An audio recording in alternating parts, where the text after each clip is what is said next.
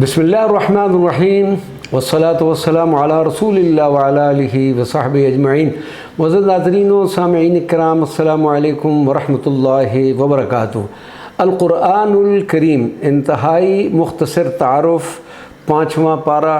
والمحصنات۔ قرآن مجید فرقان حمید کے 5ویں پارے کی ابتدا سورۃ النساء کی آیت 24 سے اور انتہا آیت 147 پر ہو رہی ہے۔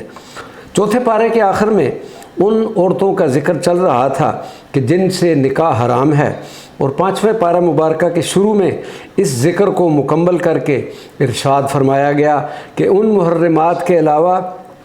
دوسری عورتیں تمہارے لیے حلال ہیں، ان سے نکاح کرو، بشرطے کہ نکاح سے مقصود عفت قائم کرنا اور بقائے نسل ہو، اور جب کسی عورت سے نکاح کا ارادہ کرو تو اس عورت کے اہل خانہ کی باقاعدہ اجازت کے ساتھ یہ کام کرنا چاہیے۔ 5ویں پارے میں اس بات کی طرف بھی اشارہ کیا گیا ہے کہ اگر وہ بڑے گناہوں سے بچ جائیں گے تو اللہ تبارک و تعالیٰ ان کے چھوٹے گناہوں کو معاف فرما کر ان کو جنت میں داخل فرما دے گا۔ اس پارہ مبارکہ میں یہ ارشاد خداوندی بھی موجود ہے کہ اللہ تبارک و تعالیٰ تمہیں حکم دیتا ہے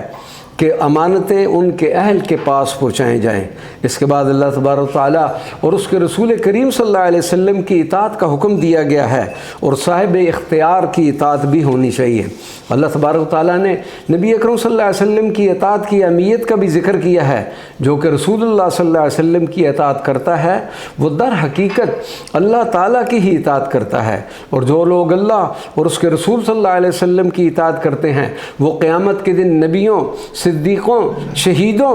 اور نیک لوگوں کے ہمراہ ہو گئے۔ اس پارہ مبارکہ میں اس کے علاوہ جن اہم مضامین کا ذکر ہوا ان میں سر فہرست یہ ہیں: حرمت متعہ، مرد کی حاکمیت اور مرد کی فضیلت، نافرمان بیوی کی اصلاح کا طریقہ، طہارت کے مسائل، تیمم کا حکم، اجتہاد اور قیاس کا ثبوت، حضور نبی کریم صلی اللہ علیہ وسلم سے دعائے مغفرت کروانا، انعام یافتہ طبقات، قتل اور دیت کا بیان، نماز قصر، اجماع امت حجت ہے، منافقین کی ذہنی کیفیت اور عذاب سے بچنے کا طریقہ۔ 5ویں پارے کے آخر میں اللہ تبارک و تعالیٰ نے اپنی رحمت کے بارے میں اپنے بندوں کو بتلا دیا کہ اگر لوگ اللہ تبارک و تعالیٰ کی ذات پر ایمان لے آئیں اور اس کی نعمتوں پر شکریہ ادا کریں تو اللہ تبارک